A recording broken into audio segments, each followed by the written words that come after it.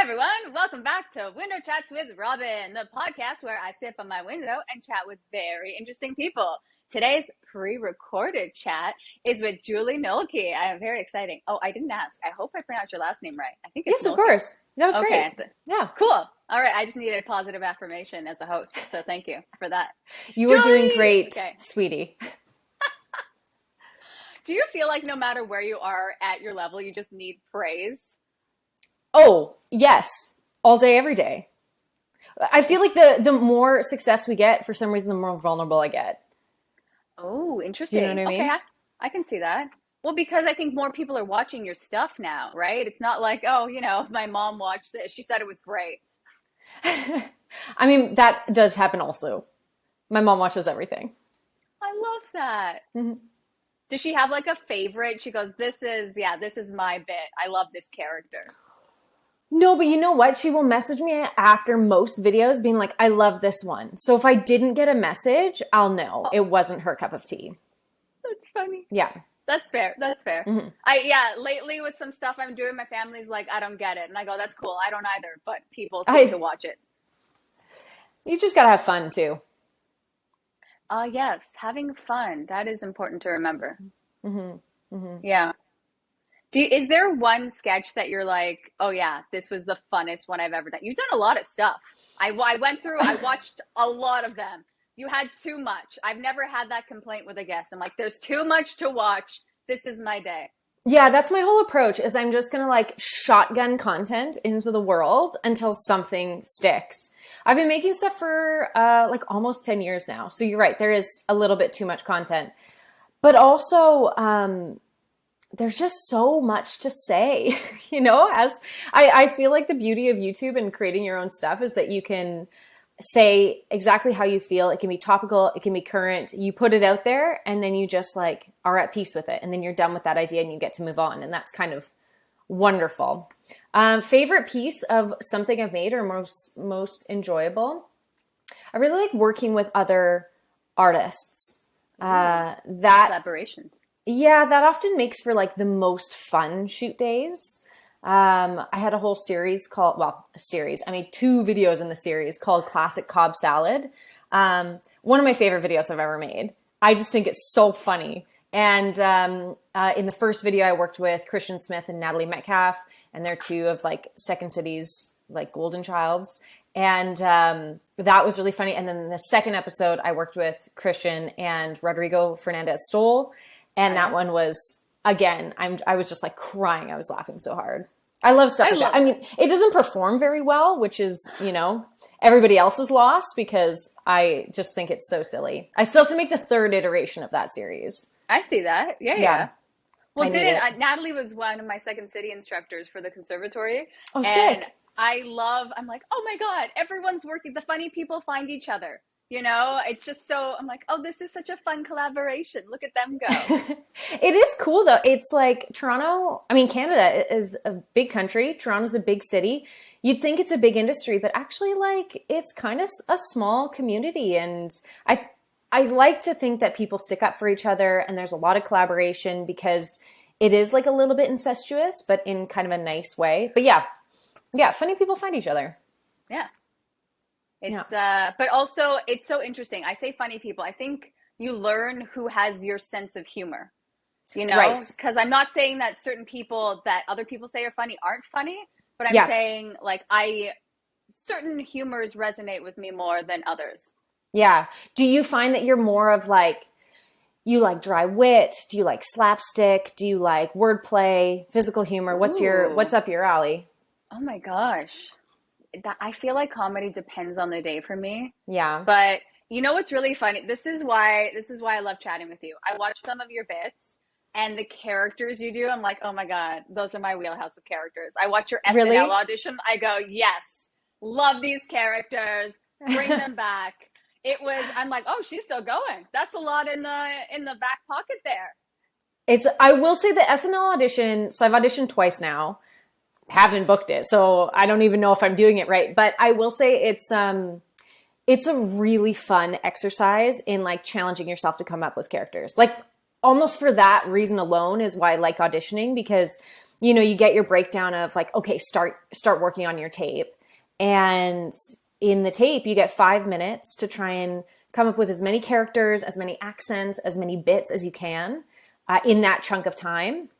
And then you submit that. And so it's kind of cool because you're like, I think in this year's tape, I think I had like 14. I don't know if that's what it ended up being. Maybe it's a lot, right? Like 14 characters, impressions, whatever it was. But there was probably 25 in total. And then it got pared down. Like there's so many that don't make the cut. But again, it's like such a good exercise in, you know, challenging yourself to come up with silly characters, silly people to imitate. Yeah, I recommend it. Okay, the thing that impresses me the most, and it's not saying that you're not talented with accents and characters, the costumes you have, young lady. I'm like, where are you keeping? I live downtown. Is there a closet of costumes? Yes. Where do you have the space? Okay, well yeah, then I don't have any space. My assistant always makes fun of me because I keep everything. I'm a hoarder because I go, I could use that in a video. I kept this, oh, this is such a stupid story. It's not even funny. You know, beer, when you buy a 4-pack of beer, you get the thing that holds it all together. Yeah. And it's like cardboard. I don't know. They have those now. Anyway, I saw it and it reminded me of when you get an optical exam and they're like, better or worse, better or worse. And I just like kept that thing. And I've got like 3 of them because I love the idea of like having a sketch with like a beer thing. You know what I mean? That's really funny. But that's what happens. Because then exactly, I have my whole section of, no, this is funny. Like, I'm going to use this for something. And then it's just, okay, now I'm a hoarder. I'm like one step away from being a crazy cat woman at this point. And my husband's just like, we need space. And I go, I get it. But also I need to do comedies. So like priorities. Yeah. We'll just walk over. We'll have you know what? You need to Pinterest like organization hacks, because I will say I've got like bins and I've got like good storage for things. Yeah. You got to be able to put it away. Okay. Yeah. Yeah. I watch a lot of Marie Kondo. Everything sparks joy. It's not a helpful exercise. Everything makes me happy. It's the little things. Okay. Yeah. You keep them all. That's fair. Yeah. I'll be like, Julie told me I have to keep everything. I was going to donate to charity, but Julie said, no, you got to keep Julie, it. Julie, look at what you did. Look at all the people that could have used it. Oh, I know. You got to keep everything.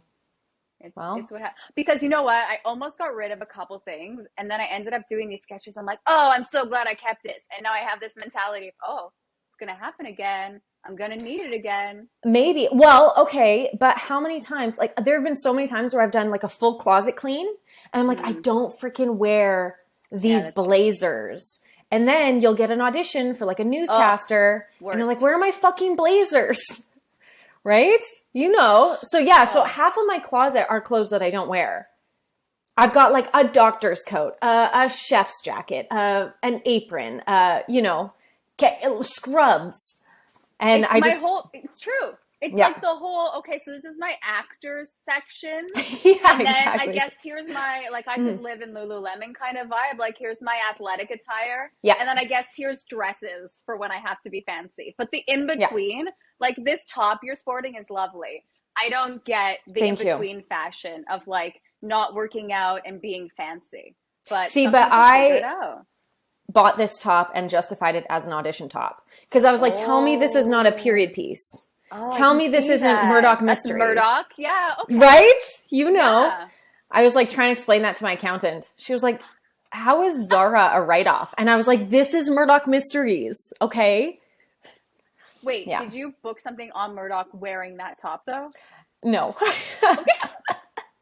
No, but I bought it and I might. That's true. Book something with it. Is that... Wait. Okay, go ahead. And I wore it in my headshots. So anything I book with those headshots. That's true. That's true. Right? Yeah, I redid the headshots in July, and I'm like, because I don't own clothes, and I'm like, okay, guess I'm getting new acting tops now. Yeah. But that's why if we ever go back in person, I'm like, I didn't buy the bottoms to match the tops. So, you know what I used to do when I was starting out, and I was like broke as fuck. I was like, I think back now and I go, God, I thought I was fine and I was in bad shape. Like, you know, I just bartended. I worked 2 jobs. I bartended, I worked at Nike, and then I auditioned, and I would spend like fucking $500 on acting classes, like so much money. Anyway, I go to redo my headshots, and it's every penny in my bank account to get these headshots. And so I didn't have money to buy clothes for the shots. So I went to Anthropologie. I just put on my credit card. I bought like $500 worth of things, and I returned them all the next day. Because I was like, I literally cannot pay off this credit card bill. So yeah, I had an issue with that at Sephora recently. I'm like, I should learn how to do makeup, but no, I well, that you can't return. That's too bad. Oh, I actually could. That's, really? Yeah, we'll talk offline. Oh shit! It was a very interesting day at Sephora. I might be banned. It's fine. It's cool. Who cares? Who needs them? I don't know. It's fine. Yeah, I'll make my own makeup. Yeah, that's a thing. Yeah. Yeah, but it's hard when you're starting out. It's interesting. I think you definitely get creative. Mm-hmm. I love the headshot return. I was told that, and when I was getting my headshots done, I got obsessed with this pink blazer, and it was the one place you couldn't return anything. So now I wear the pink blazer everywhere. Borderline pajama top. Perfect. So, yeah, that's what you have to do. Be like, no, this is clearly an essential item for my everyday. But you're cooking and not wearing a blazer? You're stupid. Okay. Oh man. But it like I love that you figured out ways like to make it work, and I love that because I only knew about the return thing because another actor told me, right? Like, hey, you know, you need these tops, just find a place and return it because you want to look a certain way, and you want it because they are expensive. My God, being an actor, especially at the beginning, is very expensive. It's expensive for so many reasons. Like, obviously the classes are expensive, but like you have to look presentable. Like I color my hair, because I was told it makes me stand out more than just having kind of my usual brown. So I started coloring my hair, and that's expensive. Skincare is expensive. Yeah, the classes are so fucking, anyway, it's very expensive at the beginning. And then in addition to that, you're doing so much stuff for free. You're like being on people's sets for free. I was PAing for free. I was doing craft services for people's short films. And then you're like auditioning for free. I don't know. It was very expensive at the beginning. And thankfully, I've been lucky enough that it's like kind of evened itself out. But yeah, at the beginning, you really have to just do it for the love of acting because there's no other benefits. Yeah. How long have you been acting? Oh God, this is such a sad question on my end. Is it? Well, I mean, I joke that I started off as a child actor and then had braces for 6 years, so that got cut short. But when I started, so I went to school for kinesiology, and then I went to school for being a physio, but I was always acting in between. And then I'm like gonna fully, you know, I'm trying to work in clinics and like teach group fitness and then like work as a Disney princess performer because I need to be creative. And then I'm like, okay, I'm really tired. I can't keep doing all this because I need my health, which is, I always joke with healthcare professionals how we're taking care of everyone else, but we're dying on the inside, and we should probably not be dead. That's good. Man. Stay alive, people. But it's I feel like when I finally fully committed to doing it full time, it like there's so much you can do, and it's so like to be behind the scenes, to work with other people, to create, like there's so much to it, and there's so much magic when you find a group of people that you can create stuff with and put something out there, and it resonates with other people, and it's just, it gets a little addictive. Sometimes you go, oh wow, people like this. Okay, let's create something else. Let's write this, and it's fun. Like I love it. Scratches an itch for sure. Yeah, I also find like there are many people that I've talked to who have like started out acting and then left and then come back and then left. Yeah. And it's kind of like, if it's in your bones, it'll find you again. You know, it's true. It's like as much as you try and run away from it, you're going to end up creating something. It's true.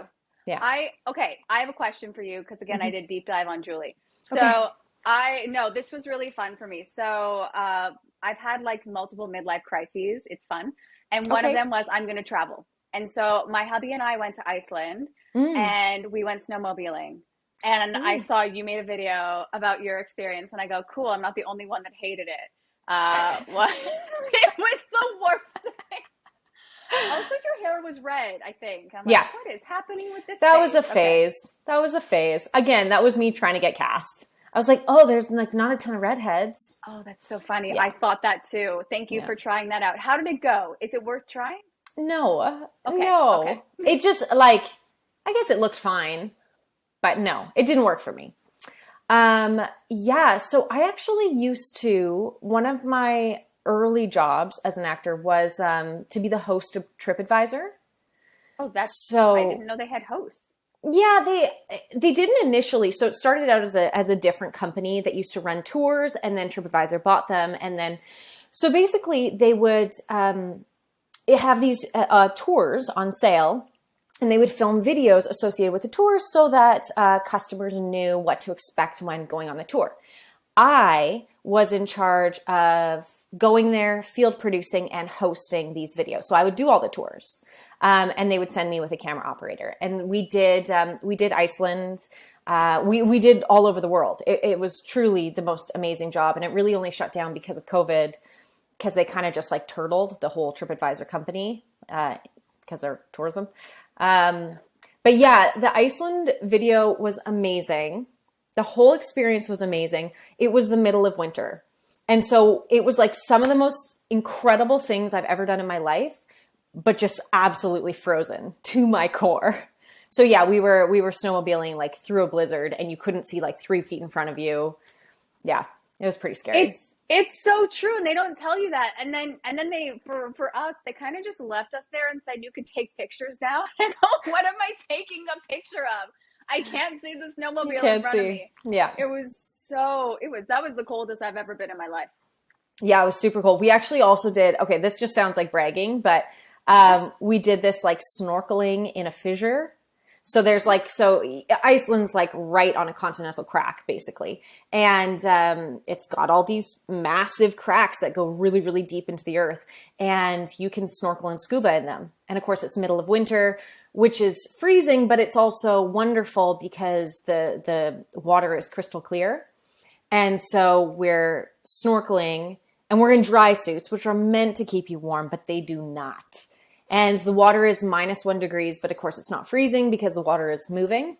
Right. Anyway, so amazing, so gorgeous. Saw just some of the most jaw-dropping things. And, but I get out of the water and like, it was almost like my mood was altered. Like I was so cold that I was angry and irritable, and like I couldn't even perform for the camera. I was just like, I have to be alone because I'm going to punch somebody in the fucking face right now.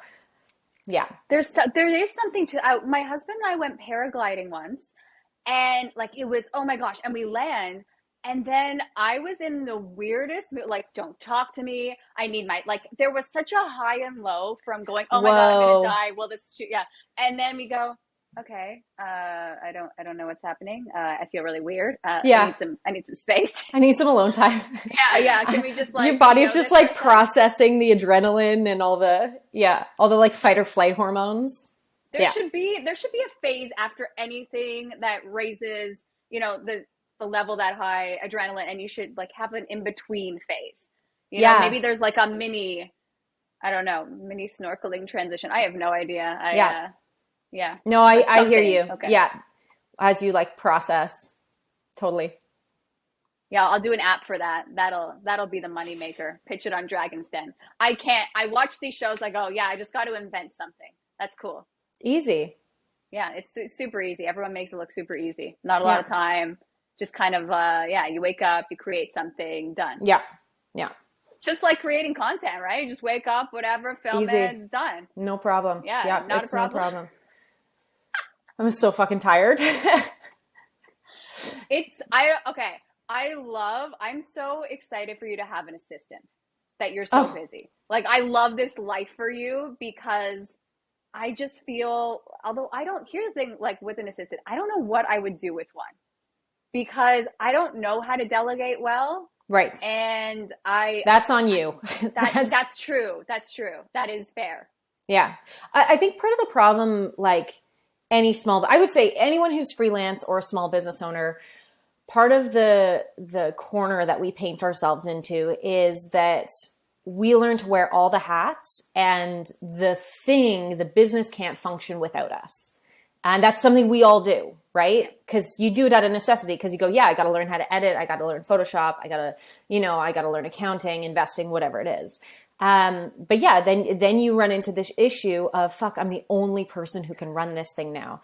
And I actually had, 2 years ago, I kind of had a mental breakdown, really, because the workload was just getting way too high. I was struggling with my mental health, and I just like totally crumbled. And that's unfortunately what it took for me to reevaluate like my business model and look at it and go, yeah, no, I can't do this forever. I'm the bottleneck in all of this. I'm the one who's like creating limitations on how much I can create, because I'm the one who needs to be in charge of everything. And so it really took me sitting down and saying, what of my day-to-day can be trained or can be passed off to someone? And initially it feels like nothing. But, as you start to like look at, what admin work do you waste your time on not waste, but you know what I mean, is like taking up time. And honestly, even if it's like, I found a lot of like calendar organization, I found there was a lot of like extra admin work, like a lot of editing that I was doing that was kind of unnecessary. And just slowly but surely, I just started passing things off. And it frees you up. The beauty is it frees you up to be creative, to make more stuff, and to take on brand new endeavors, which is thankfully what I've been able to do since I brought someone in to help me. Yeah. So I encourage it. I think that there's like a pivotal point in a small business's life where you go, oh, I need help, and it feels like a step backward, but really you are freeing yourself up for the business to grow. Yeah. For sure. I feel like you have to have a successful business. I would love to just kind of do a Kijiji. Would you like to be a window dress with Robyn assistant? It doesn't pay. Well, it's funny. It's funny you say that, because it was very daunting so there's 4 people on my team right now, myself included. Cool. And every new addition is daunting, because you go, I don't have money for that person. Right. But every new addition is an investment in the business. And so while maybe getting an assistant at the beginning felt like, holy shit, this is a big amount of money per month to bring this person in. They make it such that you get freed up so that you can bring more money into the company. Right. And I find every new person I bring in ends up paying for themselves in a way. Ooh. Because the work that they can do to contribute to the business ultimately is bringing in, more, whether it's branding or they work on merchandise or, whatever it might be. It's an investment, and it feels risky at the beginning, but in my experience, ultimately pays off. For sure. Yeah. You sell stuff too. I love that you sell merch. That's I have. So cool. Yeah, I have. I don't have anything active right now. It's a fun thing. It's a fun endeavor. It's a lot of work, but it's something interesting. I'm working on a really cool project right now with a company to make like a special edition Julie Nolke merch. So that's going to it's like projects like that I find really exciting and inspiring, because it's a company I love. And, anyway, I can't say, I can't say more about it, which is really stupid, but, in the summer, we're going to launch something really, really cool. That is cool. Yeah. Oh, I love that. It's like a little secret. Like, ooh, guys, stay tuned. Follow Julie everywhere. Okay. I know. Oh yeah, it's going to be cool.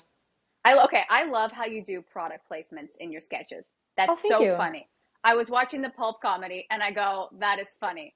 And even like before Pulp, you were doing it in some of your sketches too. And I go, oh, well, that is a very interesting way to do it. I wouldn't know. Like, I don't book commercials for a reason. I don't get it. I don't know. Do you want it? Buy it. I don't care. Yeah, it's a balance. I mean, if I'm being honest, it's not my favorite thing to be kind of a walking billboard. I don't love that, especially on Instagram and whatnot, where you're like, I'm selling this and now I'm selling this. And that being said, it's part of the industry. And which is why I put so much energy into really trying to associate brands with brands that I think that my audience might be interested in. Right. You know, because then it's like, and obviously a brand that I believe in as well, but then it's like less about selling and more about informing. Like, For sure. you know, that I work with BetterHelp, which is a therapy service. And so then it's like, I'm not encouraging you to go buy this therapy. I mean, if you were looking for therapy, or if you're in a place in your life where you'd like to talk to someone, I want to give you the resources. And I think that's a really nice pairing. So that's how I justify selling things in my videos. Oh, but that's fair. it's hard. It's part of the business, you know. And I luckily, wanted to ask, do you have a ladyship title? Because don't you do like established titles in some of the? And I really wanted to know, is she a lady? Okay. They did send me one. Yeah, they did send me a plot of land. Yeah. Oh my God. I know. That is I know. so cool. Yeah. Wait, where is it? It's in Scotland. But like, would you ever visit Scotland and be, this is my land? I think that's part of it. Yeah, they give you the coordinates for it, and if you want to go on a pilgrimage to see your preserved land that you've helped kind of protect, you can totally go do it. I would bring a flag. I would make my own little flag and just plant it. Hello. Yeah. There's no way it would stay there the whole time. But for me, for that brief second, I'd feel pretty cool. That would be cool. That'd be cool to do like a plaque or like a bench. Ooh, you know? Are you allowed to? What can Probably you do not on this land? Okay. Probably not. No, it's like okay. it's not a wildlife preserve, but it's like a forestation preserve. Oh, so it defeats the purpose if I add a bench. Got it. A little bit, yeah. Yeah, if you noted. like paved it with cement, that would be very problematic. A little pay paradise situation. Okay, yeah, exactly. Cool. Noted. Yeah. Yeah. I love that you have that though. That's fun. That's cool. Thank you. Yeah, thank you. You know what? I want a street named after me. That's a weird life goal, but I want that. Oh. Any street that says Robyn, though, I've decided it's after me. But Robyn with a Y, though. It's a very specific requirement. Yeah. Right. Yeah. Would you want it in Toronto or anywhere in the world? I'm open. I want to be open. And then if the street, wherever it is successful, then I'll be like, let's move this street. I don't know how streets work. I'm saying things and I go, that doesn't. That's yeah, they kind of got to stay where they are. Yeah, that's like part of it. That's true. I think that would be cool. I don't know if I would want a street. I think I would want like a monument. Ooh, I like that. I think that would be sick. With the monument, I don't want people to deface me. Oh, what about if you became a bajillionaire and then you died and they like made this like gorgeous public library after you? Like I think that would be cool too. That is cool. But then you'd have to like donate a bunch of money to that. Yeah, that's a lot of money to donate. I gotta like weigh and then the problem is with the public library, what kind of, where is it? Will it last? Will they end up changing my name if someone gives more money? These are the questions. Well, the thing is that you're dead, so you won't ever have those answers. Like it kind of doesn't matter. Oh, so you don't believe in life after death? Interesting. All right, Julie. Okay. No, I don't. Yeah. Well, that's cool. Good for you. I hope that happens for you. Yeah. Thank you. Manifesting, all that jazz. Manifesting. That was honestly, every time I do a chat, I surprise myself with a new want that I have. I'm like, I didn't know I needed that to fulfill my day. Yeah. I need a street. Oh my God. That's so funny. I have a question for you. And this is I have thoughts throughout the day. So yesterday I was a very mature adult because I like to melt down once a month. It's very healthy. Definitely recommend it. Plug Better Health, even though they're not sponsoring this. But I reached out to one of like my co-writer people. What's the term? I don't know what the term is, but we write comedy together. He's funny. Okay. Peer, a friend, of course, a comedy friend. We dabble with comedy, and we were creating something. And it's honestly, we wrote 4 different sketches. We did 2 of them already. And I'm like, you know what? I'm trying to edit it, whatever. It is not good. And I'm not saying that like I'm critical. I'm just like, no, this is really not good. And we were going to film the next one next week and then whatever. And I had the talk saying, can we have a talk? But I pretty much said like, can we not finish this? You know, can I figure out how to use what we filmed for something else? But it's just not, I don't want to waste the 2 other people's time. I don't want to, I'll talk to, like, I'm just, and like if I put it out, I wouldn't be proud of it, which is funny because there's a lot of things that's already out there. I go, oh, I want to take it down. But this to work and keep trying to edit it, and it's just not working. Totally. So we scrapped it, which is the first time I've ever scrapped a project.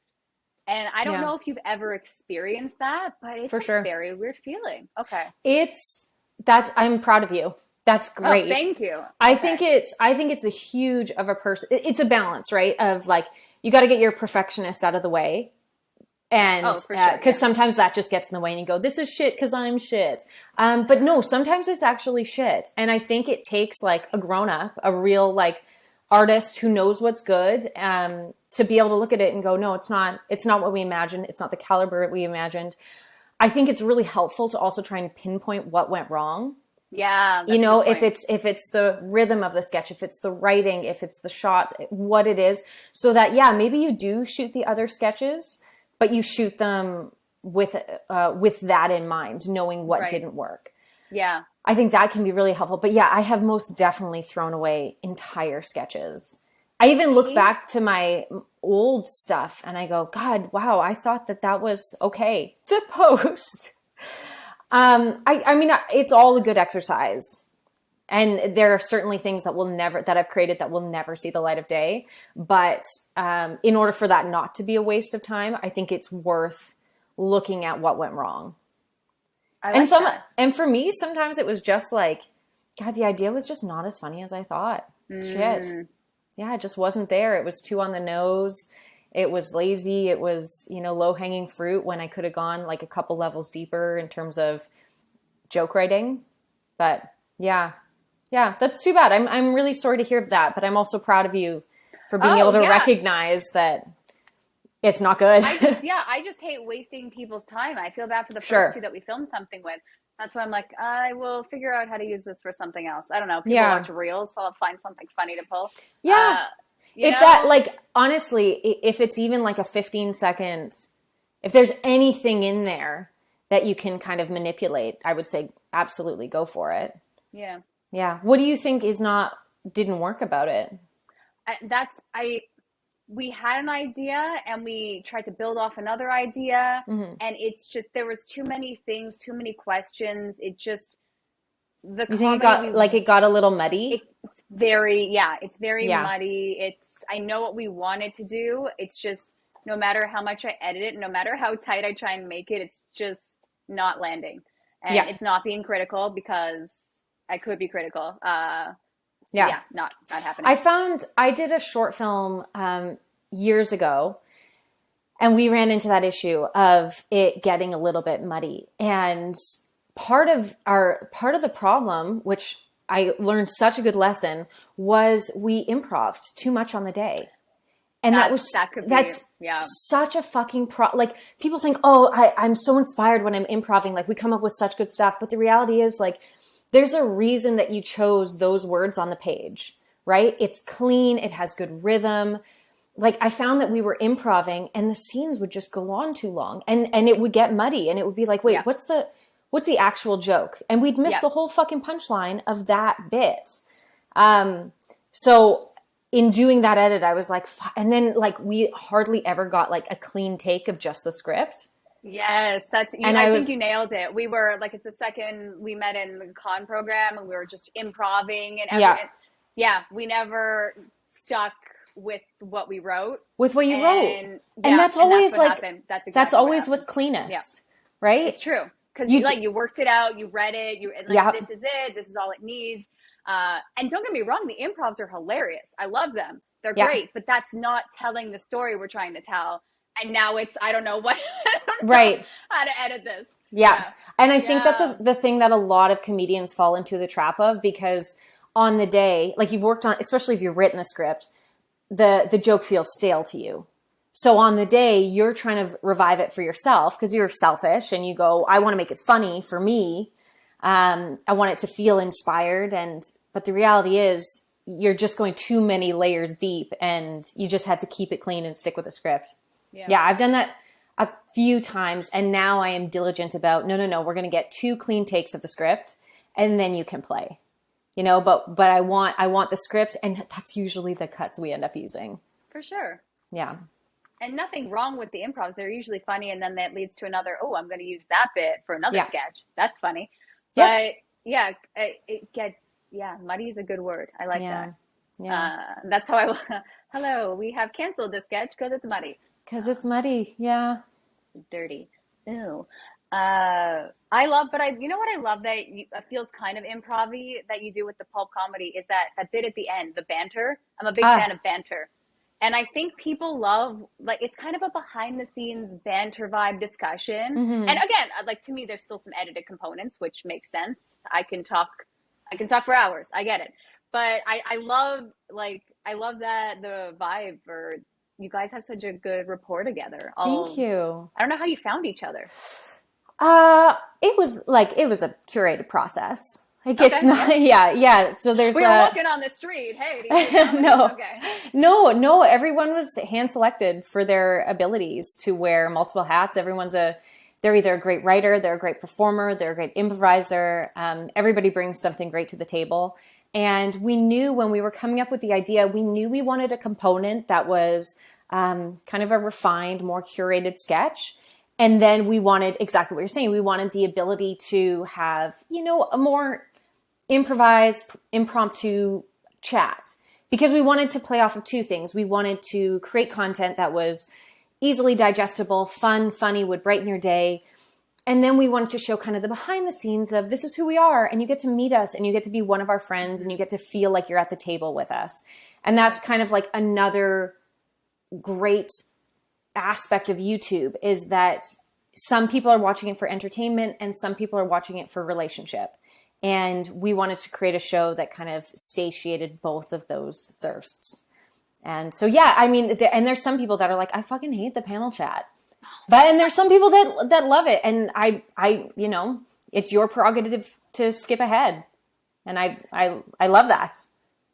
Okay. Do you read the comments when people write comments? Okay. Do you read every single comment? No. Okay. No, not even close. Okay.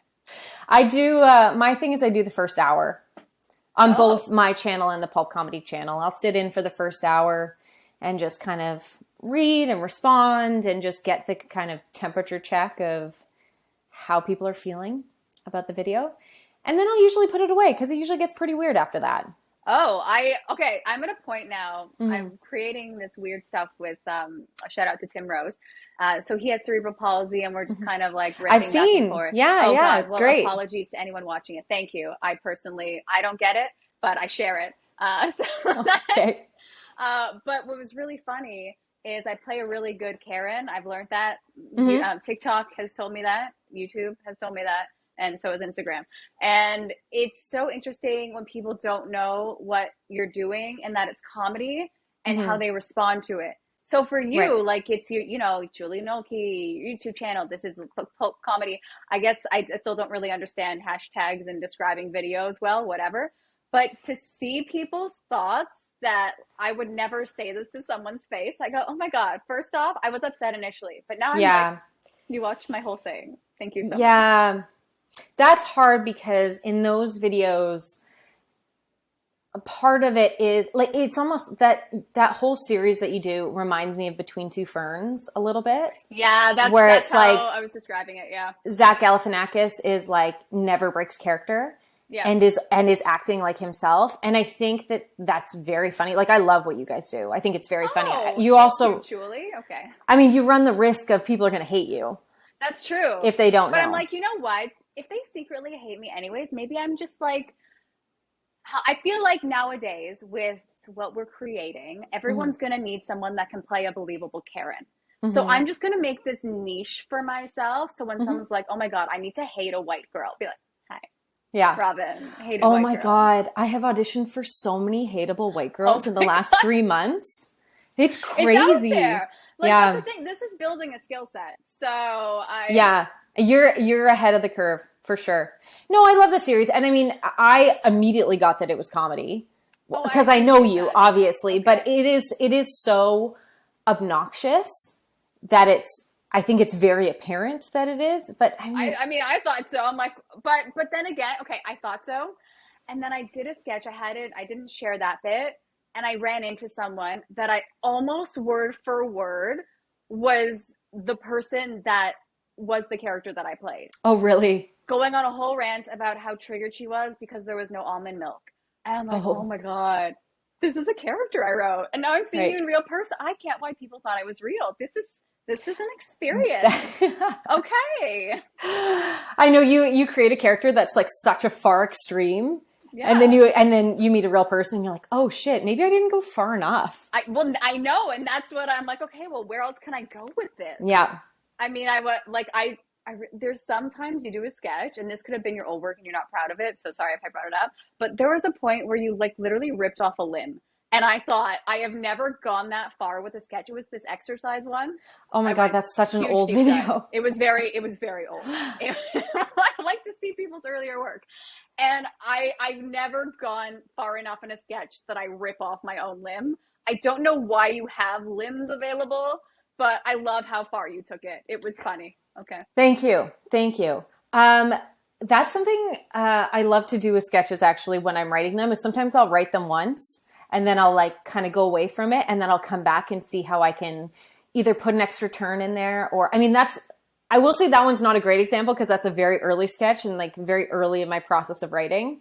But I do still find that today where I'll write a sketch and then you go away from it and then I come back and I make it my job to try and add in an extra turn or how can I take this, one level deeper? Is the audience expectation that this is the ending? So maybe what I'll do is maybe I'll not make that the ending and I'll try and, flip their expectation or whatever. Yeah. I didn't see that one coming. Oh, you didn't see the leg coming off? I did not. Yeah. I know. Yeah. I love that you've embraced your different personalities. Like I talk to myself. You literally film sketches where you are talking to yourself and it's great. Mm-hmm. Thank you. I'm like, oh my God, look at all these different people she gets. Like, this is this Julie and this is, I guess you colored your hair blue in that pandemic one once. Mm-hmm. And you're like, this is blue hair Julie talking to hiding blue hair Julie. It was fun. Thank you. Oh, it's cool. It's cool. But then you get to be all these different personas. It's so fun. Yeah. Yeah. I mean, I enjoyed it. I actually also like the challenge of trying to make it really feel like I'm really talking to myself. You know what I mean? Like, I think that, cause when you're filming it, ultimately you're not playing off of anybody. True. So, well, who says your lines? Like who feeds you lines? Yeah, I'll get a reader in or somebody to, But yeah, you got to know both sides really well. Cause you got to remember, oh yeah, that's the reaction or like, that's how I delivered that line. So I've got to say it like this so that they, they kind of fit together. But I really enjoy that because I think the more believable the conversation is, the more of a like mind fuck it is as an audience member. Because you're like, wait, are these two people? No, it's all one person. I think part of that is very fun. It would be really funny if it turned out you had a twin, and so everyone's this whole time. No, we hide her in the closet with the costumes. Sorry, okay. Like The Prestige. Isn't that what he does? He's like a twin. Yeah. Yes. It is The Prestige. Right? There were two magic movies at the same time, so I never remember. Okay. Yeah, that was. Oh, we just gave it away. Spoiler alert for The Prestige. He's a twin. That was good. It was. That was a little bit of a turn. I go, oh, did not see that coming. Nice. Fascinating. What was I going to ask you? Oh, I have so many questions, but I'm like, let's be respectful of time, people. I guess, you know what? Here's the question is like, when you start, advice for people starting out, right? Because I feel like definitely there are so many things that I didn't put out there because I go, no, this isn't funny. No, this sucks, blah, blah, blah, self-edit. That being said, I also know I'm doing that now, but that's an agreed upon partnership of this isn't funny. But how do you put yourself out there and go, I'm just going to, because everyone can see it, right? Right. How do you just go, here you go, here's the thing? Gosh. Well, okay, here's my journey and my path. I didn't work for 7 years in the industry. I went to school for acting. I graduated and just did not book a job. Not for lack of trying. I had agent after agent. I got dropped by 2 agents. Because I wasn't working enough at all. And So I was pretty disheartened by the acting industry, but I also had nothing to lose. Like when I say, like, this is when I was broke. So I had no money. I was taking classes. I was like trying to get new headshots. I was, again, being dropped by agents. And so it kind of made me, gave me a really thick skin, but it also made me feel kind of untouchable because I was like, well, I'm just going to make, because who gives a fuck? Like the industry doesn't want me. So I'm just going to make my own thing. So that, while that part of my path was like very sad and upsetting, and I had a lot of healing to do after that, it was also very empowering. Now I know that that's not everybody's path, but I kind of like that. That's what gave me the strength to create and put it out there, because there was just no risk. There was nothing to lose. And I still do feel that a little bit today, that I kind of like took the reins on my career and I took control of it and decided, well, fuck them. I'm just going to make my own thing. And if it's not good, it's not good. That's fine. But I do think I have something to offer. And so while that's not necessarily advice to give, I do think that there's really not as much riding on what you create as maybe you think. Yeah. And I think that there's a lot of actors out there, creators, writers, who feel like the stakes are high when they're really not. Mm-hmm. Especially considering like I'm making weekly content and my videos are very disposable. Like after 7 days, they kind of disappear into the ether. So whatever you are inspired to make now and put out into the public now, it's going to disappear in 7 days. Less than, Ooh. Probably.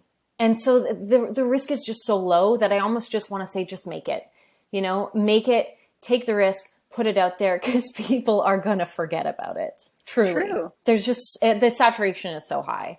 Okay, you say that, but what if you create something and then people latch onto it and then it explodes and next thing you know? I mean, yeah, I guess you run that risk. Explaining the pandemic to my past self. So, okay. Yeah. But isn't that wonderful? Wouldn't that be great? I mean, hopefully people... Like, I pictured this scenario, and I could be very wrong. Mm-hmm. You posted this video, mm-hmm. and kind of just like, whatever, you waited your 1 hour, like you said, walked mm-hmm. away. And then you check back, you go, oh my God, what? Yeah, I actually wasn't going to post that video. The video that went viral. Yeah, I didn't like it. What? My husband and I had been kind of joking about that concept around the house for like 2 weeks at that point. And I'd ran out of a video idea and I was like, well, let's just film this one really quick. And so we filmed it and I edited it and I just hated it. I was like, this is cheap. I was like, it's cheap laughs. Again, low hanging fruit. It's easy. It's lazy. And then, but I was like, I need a video this week because I'm like, one of my like personal goals is just like keep creating content, just keep making stuff. And I was like, okay, well, I'm going to post it, whatever. So I posted it and I actually just like didn't check it. I didn't even do comments. Cause I was like self-conscious. I was like, I don't want to read this shit. Like I just put it out into the world, whatever. And then it didn't actually go viral for probably 3 days. It like took that much time in the algorithm to start picking up speed. And then, and then the internet took off in the beautiful way that it does. But turns out I'm not the best judge of my own work. And I would say that most artists are not. Yeah, that's fair. So wait, so was it, if it wasn't for your husband, would you not have posted it? I actually sent it to a friend. I sent it to a friend and I was like, what do you think? Like, is this like too yucky? Like this is bad form? And she was like, no, I think it's going to do okay. It's really funny. And I was like, oh, all right. Well, if you say so. And then I posted it. That's amazing. So there you go. And then it like kind of changed my life. Got chills. Yeah. I mean, it did okay. Whatever. People watched it. Who cares? People watch it. Who cares? Yeah. The first episode of Pulp Comedy, making fun of it, that was great. Oh my God. Yeah. That was Mike Musey's idea. He like pitched that in our writer's room. And we were just like, oh, that's funny. That's good. Yeah. It was just, it was good. And it wasn't too long too. It was like the back and forth of, oh my God, this is so funny to watch. It was great. Yeah. Thank you. No, I love I do. I like your style of comedy. I don't have to, otherwise I'd be like, oh yeah, way to try. Uh like I don't get you. But it's I love that story that you weren't sure of it and you still shared it. And I think, and what you were saying before too, right? It doesn't really matter. And I feel like for me especially too, it's like you build all this stuff up in your head and you go, oh my gosh, this is the worst. I'll never book it anything in the industry if I make a bad video. Like, I mean, look, No. don't get me wrong. I still have some things to share that I go, oh, maybe this is a cancelable one. We'll find out. But it's, I think it's worth trying because Yeah. what do you have to lose? Yeah. I also think that like one of the mantras we have in my house is done is better than perfect, because Ooh, I there like are that. a lot of writers who have started a feature film or have started a pilot, True. and there are very few that have finished one. And I really, really encourage anybody who is an aspiring creator or wants to make things to just fucking finish it. Yeah. You know, finish it and have it be done and then decide. Because there's just, it's just so easy to start and it's so hard to complete a project. And so I think that like get the perfectionist in you out of the way and just make stuff and complete it and then step back and go, yeah, what did I learn from that? What do I think? I mean, I had never written a feature film before. And I started one and I loved the concept at the beginning, as everybody does. But of course, like 3 months into it, I was like, this is dog shit. I don't want to finish it. But I made myself like kind of every week sit down, reread it until I had finished like page 110. And then I never looked at it again. Like once I wrote that final scene, I was like, this was cathartic. This is done. It's a terrible movie. It'll never see the light of day, but I have written a feature film. And that was like my goal, you know, for the year. And so I think it's important to finish things. Okay. You know what? I get it, but you know what? That was really crap and I'm not finishing that. It like, I literally have arguments with myself of I always have to finish what I start, but sometimes it's legitimately crap. So it's a back and forth. It's fun being a creator. Yeah. I mean, there's so many discoveries you make along the way, and something might be crap halfway through and yet somehow is salvageable.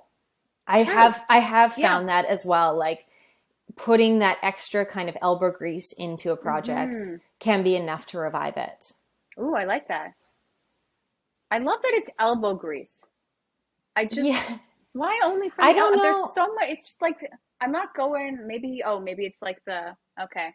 I think it's they say elbow grease because I think like when you're scrubbing on something, it's like the lubrication in your elbow that's I get like away. It's a lot of shoulder work. And it's shoulder grease as well. It should be shoulder grease. Rotator cuff grease. Thank you. Yes, rotator cuff gets neglected. It makes for a lot of patience, so I get it. Yeah, it's very lucrative, the shoulder industry, let me tell you. But I'm gonna sell shoulder grease on Shark Tank. It's gonna happen. You should. That's what it is. That's what it is. Shoulder grease. Go. That's Oh my, I mean, look, like there's I have way too many notes on you. Again, I really did a deep, but you know what I love to, I'm gonna stop talking soon because you have a life. But maybe, no. But what I love, I think you did an interview with like interview/sketch. That's the thing too. You're chatting with Lily Singh. Did I pronounce that correctly? Yeah, of course. And you're like interviewing, but also doing a sketch at the same time. I'm like, I don't know who this girl is. She's hilarious. I'm like, I just chat with people. You're like, I'm going to make it a sketch too. So I'm going to have other Julie over there. I go, this is a whole other level of sketch. Oh, that's so sweet of you. Oh, that it's great to watch. Okay. Thank you. Yeah, that was really fun. I was just trying to like, because I don't normally do interviews. So I was trying to spice it up a little bit. It was spicy. Thank you. I really wanted to, I don't know where you live, but I wanted other Robyn somehow there, but without telling you. So it gets weird. Right. And you're just like, where do you know? I'm like, I have people. And take it to a really creepy level because that's what I do. Yeah, I think that's healthy. Yes. Are you worried that people are going to figure out where you live and then just like sit outside your door and be like, where's the next sketch? No, I'm not. I think that I'm very thankful to live in Canada.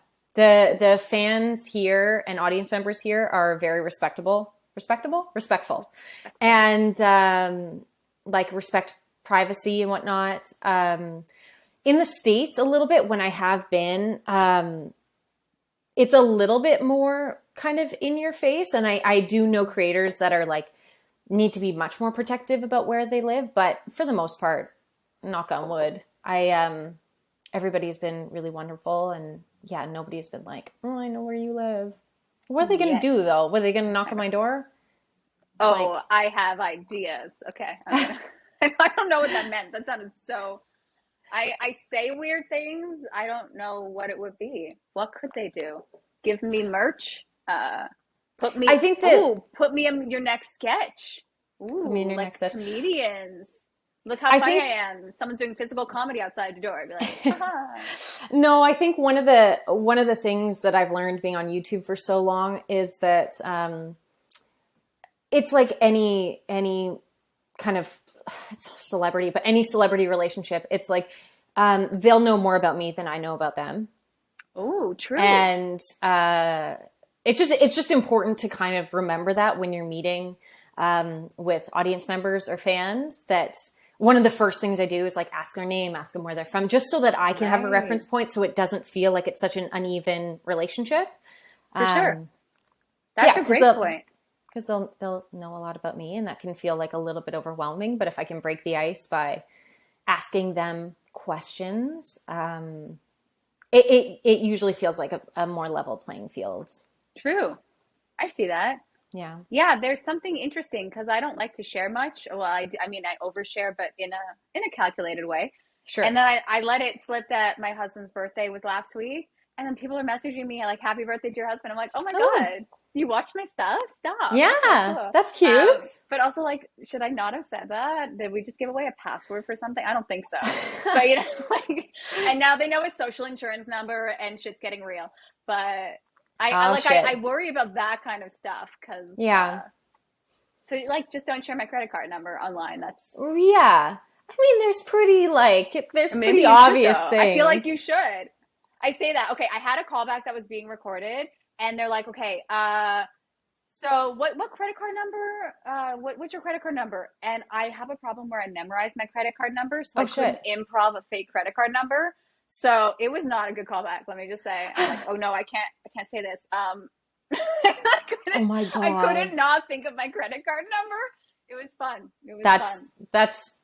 That's actually really great that you memorized it, but that's too bad that came up in a callback. Oh, that's fine. It was I didn't know that would happen. You know, you don't know things are going to happen until they happen. You go, oh, interesting moment. I could have just gone with 1, 2, 3, 4, 5, 6, 7, 8. Yeah, exactly. Like, no, I'm committing to mine. Okay. Yeah. All right. And they're like, wow, this feels very natural. I'm just going to write that down. I think I was halfway through and I go, what are you doing, Robyn? No, this is not, the commercial will not pay enough for you giving this information. So yeah, guys, be careful what you share online. It's okay. It was funny after the fact. I cried after and then I laughed. It was a journey. Very God. But backtracking a tad, the reason I brought up Lily was just because of like how she said like she comes up with an idea and like writes it in notes, you know, like when you have so like, do you find that throughout the day you're just writing down funny things, or like do you have pre-recorded content? Like what? Yeah, I mean, I have a very similar process to Lily where an idea will strike. I'm trying to think of an example. Anyway, an idea will strike, or like the seed of an idea, and I'll write it down. And sometimes they get fleshed out into full scripts, and sometimes they don't. Like I usually have a corkboard up. I just moved, so I don't have it now, but it's a corkboard that's got like 4 pillars, and one is like idea, script, completed script, and then filming date. And ideas kind of like move through the corkboard as they go, and so sometimes they'll stay in the idea section and they just like never move forward because it wasn't strong enough, or a couple days later, it's not inspiring anymore. Right. But it's always good to have, because when I like sit down and write and you're like, oh yeah, that one about like oh shit, what was there's like a Romeo and Juliet one I did, where I have a character named Nancy who's like from Jersey, and she stumbles into Juliet trying to kill herself. And Nancy's like, oh my God, how old are you? What, like 13? And, but that was one that was like on the board for a long time. And then finally I was like, I'm just going to write that. I'm going to write that and see how it feels, you know, because I've got a lot of scripts that get written and they ultimately don't get made into anything. But that one ended up being really happy with. So yeah, that's the process. Is like, usually it's like a bit of a seed of an idea. Like my dad will slurp soup really loud and I'll just write down like, Dad slurp soup, I behead him or something. Oh my God. You know, and then that'll go up on the idea board and you decapitate. You got a lot of body parts as part of your, Yeah, I do. They're all real. It must be fun. Yeah, of course they are. Yeah. The people that tried to stalk you and then you had to dispose of them. That's what happens. Exactly. Yeah. Exactly. Don't mess with Julie. Mm-hmm. Yeah. Yeah. But no, Julie, I just wanted to thank you for chatting with me, taking the time. I appreciate it. Oh, I love this. Thank you so much for having me, Robyn. I really, this is so enjoyable and I love the stuff you make. Oh, thank you. I'm like, people watch it. I feel like why is anyone watching? It's great confidence. But no, I appreciate you sharing because I think, you know, it's hard to forget, like everyone's working so hard. And when you see someone, they're like, oh my God, this is so amazing. I'll never be able to achieve this. And you go, well, like, look where Julie started, right? Like she's been working her ass off for so long. Like, let's take a step back and go it's consistency. It's the hard work. It's the things behind the scenes that people don't know, right? They just see like one viral video and they go, oh, she got lucky or something, right? Sure. Like, no, there's a lot of work that goes into it. Like, don't get me, your cinematography, my God. Thanks. Like I have a phone, okay? I'm like, I don't know what's happening. It is beautiful. I'm living in that. Like every shot, I'm like, cool, that's stunning. So good for you and your camera crew and the editors and whatnot. I'm like, thank you. You know what you're doing. We've been at it for years, but yeah, thank you. I appreciate that. Yeah. But thank you for, you know, I think you're inspiring future generations of artists. So I appreciate you. We appreciate Maybe they'll make a monument. Yes. And that's a callback. That's true. That is. And put it on Robyn Street. Okay. Yay. Okay. But thank you so much. Thank you to future viewers for watching this. And bye. Okay. Bye.